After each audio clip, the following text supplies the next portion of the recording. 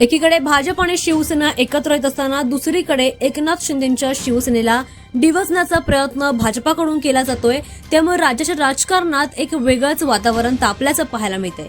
भाजपचे मंत्री गणेश नाईक यांनी आज कळत नकळत नाव न घेता एकनाथ शिंदेंच्या शिवसेनेला संपवण्याचं म्हटलेलं आहे।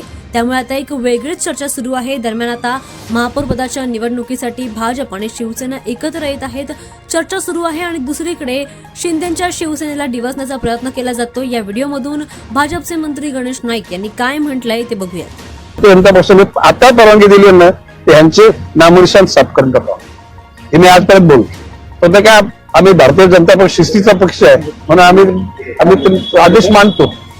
काय बोललो मी आदेश मनाला न पटताना हे कार्यकर्त्यांनी सण केलेले पक्षाकरता, पक्षाच्या नेतृत्वाच्या आदेशाकरता असं माझं मत आहे। आणि ते आता हे मी बोलतो